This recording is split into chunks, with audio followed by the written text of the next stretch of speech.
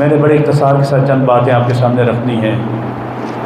جس لاریب کتاب کی ہم نے پورا ماہ مقدس قریباً آج 27ویں رات ہے ہم نے تلاوت کی اور سنی آپ نے، اس قرآن کا، اس کتاب کا ٹائٹل کیا ہے، اس کا تعارف کیا ہے اور ہمارے لیے اس میں پیغام کیا ہے، بس صرف یہ بات آپ کے سامنے رکھنی ہے۔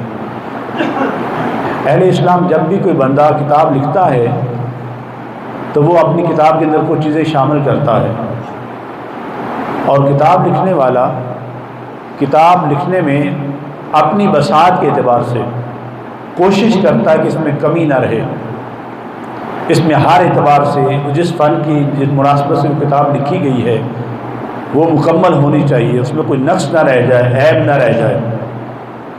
دنیا کا بڑے سے بڑا بھی رائٹر، مصنف جتنی بھی مضبوط کتاب لکھ لے تو وہ پوری سند کے ساتھ یہ بات نہیں کہہ سکتا ہے کہ اس کتاب میں کوئی شک نہیں ہے۔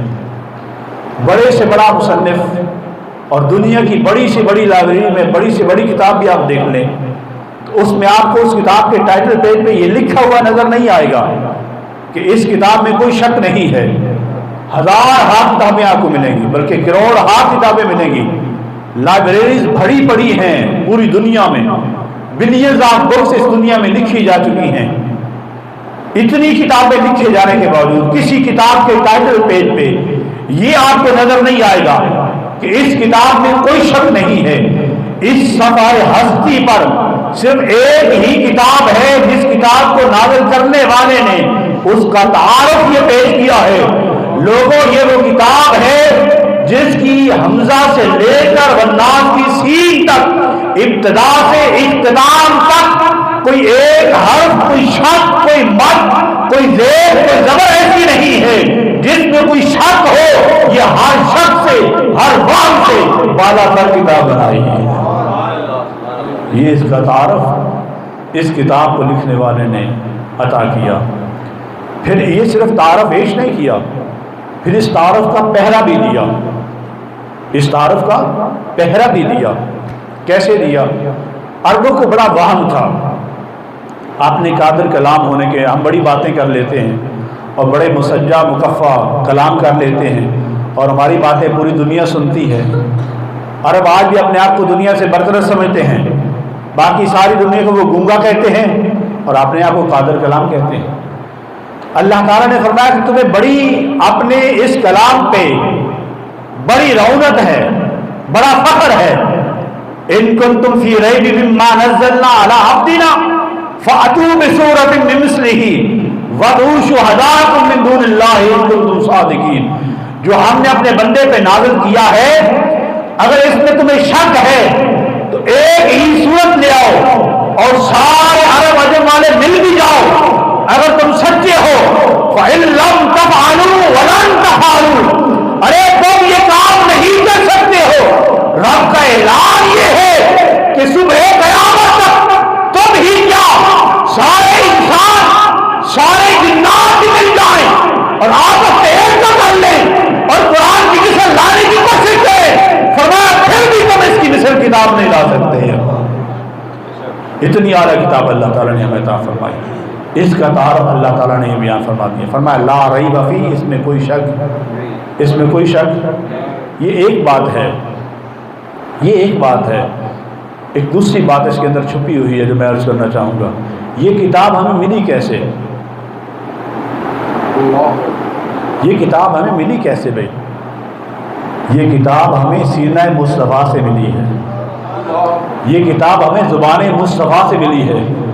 آپ بات کرتے ہیں، بات کرنے کے بعد ہم بھول جاتے ہیں، بات کرنے کے بعد ہمیں خدشہ رہتا ہے کہ کہیں مجھ سے بات کہیں لوچ والی، لچک والی یا کہیں کمی یا نقص والی بات تو نہیں ہو گئی ہے۔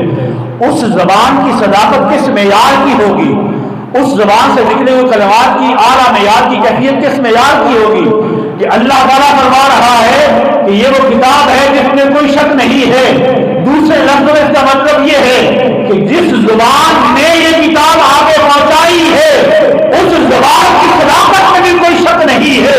اس لیے امام الشاف نے بڑی پیاری بات کہہ دی، آپ فرماتے ہیں کہ وہ دہن جس کی ہر بات وحی خدا، چشمہ علم و حکمت بلا اکبر۔ تو جہاں یہ کتاب اپنے لارائب ہونے کی گواہی دے رہی ہے، وہاں زبان مصطفیٰ کی صداقت کی گواہی بھی دے رہی ہے۔ یہ دونوں باتیں سامنے آ گئی۔ تیسرا تعارف جو اس کتاب میں اللہ کریم نے اپنے مبارک کلام میں بیان فرمایا ھدی للمتقین، بس یہ بات آپ کے سامنے پیش کرنی ہے علیہ السلام۔ ھدی للمتقین، یہ ہدایت ہے۔ کیا ہے؟ بولی کیا ہے؟ ہدایت ہے۔ یہ ہدایت ہے متقین کے لیے۔ اب یہاں اللہ کریم نے فرمایا کہ یہ متقین کے لیے ہدایت ہے، اور ایک اور مقام پہ اللہ کریم نے فرمایا کہ یہ انسانوں کے لیے ہدایت ہے۔ سارے انسانوں کے لیے بھی ہدایت ہے اور متقین کے لیے بھی ہدایت ہے۔ تو اس کا بنیادی پہلو اور مقصد ہی یہ ہے کہ یہ ہدایت پہنچاتی ہے، یہ انسانوں کو ہدایت یافتہ کر دیتی ہے۔ اور میرے مصطفیٰ کریم صلی اللہ علیہ وسلم نے فرمایا کہ انی تارکت فیکم امرین لن تضلوا ما تمسکتم بہما کتاب اللہ و سنت رسولہ۔ اے میرے امتیوں، میں تمہارے درمیان دو چیزیں ایسی چھوڑ کے جا رہا ہوں، اگر تم انہیں تھامے رکھو گے تو تم ہرگز گمراہ نہیں ہو سکتے ہو۔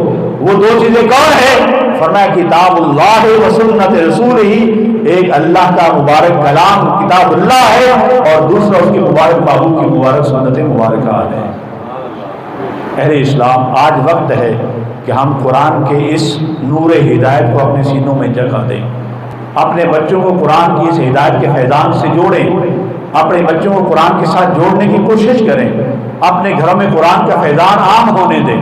ہم نے سارے کام دیکھ لیے، ہم نے جدت پسندی بھی دیکھ لی، ہم نے پیسے کی ریٹ ٹیل بھی دیکھ لی، ہم نے دنیاوی منفعت بھی دیکھ لی، ہمیں کچھ حاصل نہیں ہوا ہے، لیکن جن لوگوں نے قرآن کو اپنے سینے میں بسایا تھا، دنیا آپ کی اس بات کی گواہ ہے بقول الطاف حسین حالی کہ خود نہ تھے جو راہ پر اوروں کے ہاتھی بن گئے، کیا نظر تھی جس نے مردوں کو مسیحا کر دیا۔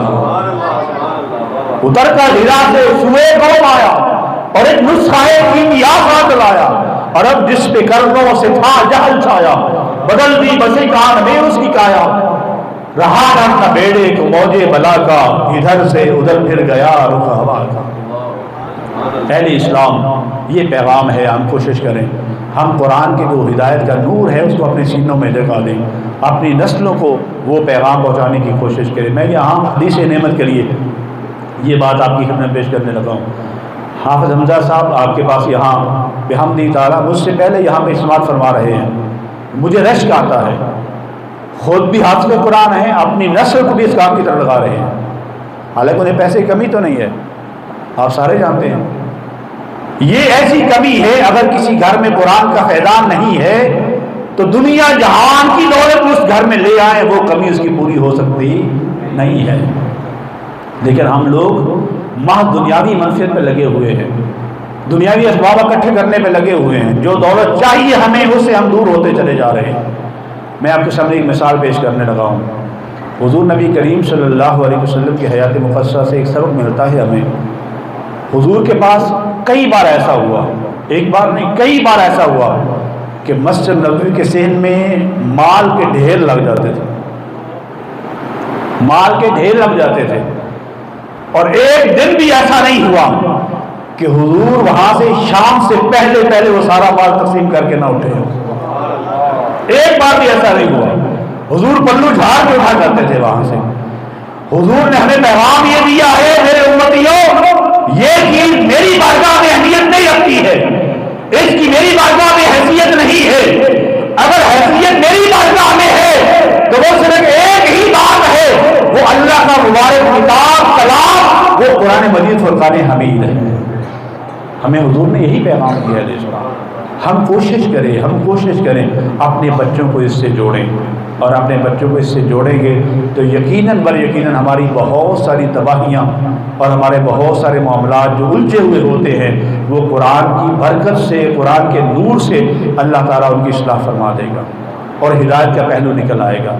کیا خیال ہے، ہم کوشش کریں گے؟ یہ جتنے بچے نوجوان بیٹھے ہیں یہ بھی کوشش کریں، اپنے والدین سے گزارش کریں کہ ہم نے قرآن کا فیض حاصل کرنا ہے، قرآن کے نور کو حاصل کرنا ہے۔ دیکھیں نا رسول اللہ صلی اللہ علیہ وسلم نے کتنی باری بات فرمائی۔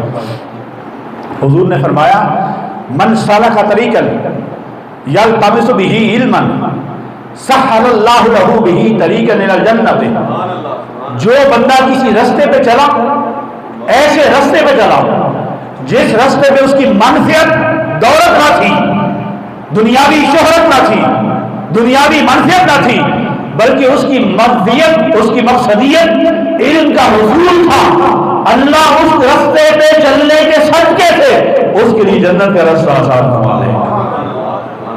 اب کیا ہوگا؟ میرے مصطفیٰ نے فرمایا، توجہ کیجیے، یہ قرآن کا کتنا فیض ہے۔ فرمایا ما اجتمع قوم من بیت من بیوت اللہ تعالی یتدارسون بینہم یتلون کتاب اللہ ویتدارسون بینہم، اللہ کے گھروں میں بیٹھ کے، اللہ کے گھروں میں بیٹھ کے، کوئی ایک قوم ایسی نہیں، گروہ نہیں، طبقہ نہیں، جو اللہ کے گھر میں بیٹھ کے اس کی کتاب کی تلاوت کرتے ہیں، اس کی کتاب کی تعلیم دیتے ہیں۔ کیا ہوتا ہے؟ غشیتہم الرحمۃ ونزلت علیہم السکینۃ وحفتہم الملائکۃ وذکر اللہ فی من عندہ۔ غلاموں ناز کرو، حضور نے 4 باتیں فرمائی۔ فرمایا جو لوگ اللہ کے گھر میں بیٹھ کے قرآن کی تعلیم دیتے ہیں، قرآن کی تعلیم سیکھتے ہیں، سکھاتے ہیں، سب سے پہلا انعام ان پہ اللہ کا یہ ہوتا ہے، اللہ تعالیٰ انہیں سکون قلب کی دولت عطا کر دیتا ہے۔ یہ ایک انعام۔ فرمایا دوسرا انعام یہ ہے وحفتہم الملائکۃ وغشیتہم الرحمۃ، جب تک وہ اس حال میں رہتے ہیں، وہ قرآن سیکھتے رہتے ہیں، سکھاتے رہتے ہیں، قرآن کے فیضان سے وابستہ رہتے ہیں، اللہ کی رحمت ان پہ صاحبان کیے رہتی ہے، انہیں ڈھانپے رہتی ہے۔ یہ دوسرا انعام۔ فرمایا تیسرا انعام یہ ہے وحفتہم الملائکۃ، ملائکہ ان کو اپنے گھیرے میں لے لیتے ہیں، ملائکہ ان کی حفاظت کرتے ہیں۔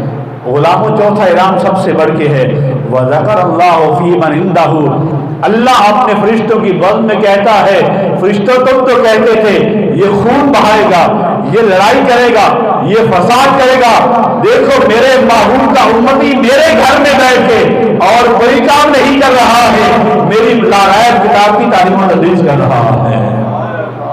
تم لوگ قابل ذکر ہو جاتے ہو اس کی بارگاہ میں۔ یہ کتنا بڑا کام ہے اسلام۔ یہاں طیب سیٹھی صاحب بھی تشریف لائے، انہوں نے اپنے بچے کو قرآن کے نور سے وابستہ کیا۔ ہمارے سامنے کئی مثالیں ایسی موجود ہیں۔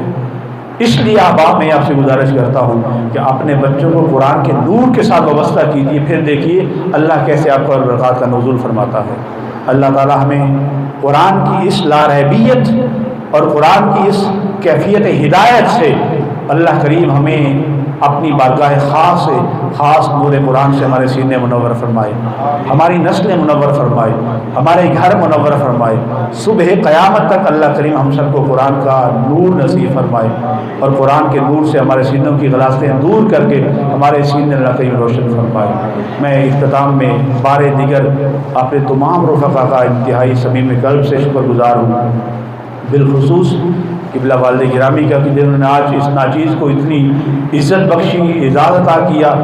ہم جہاں یہاں جو کچھ بھی ہیں ان کے دم قدم سے ہیں، وہ ہر بار احسان کرتے ہیں، ہر بار احسان کرتے ہیں۔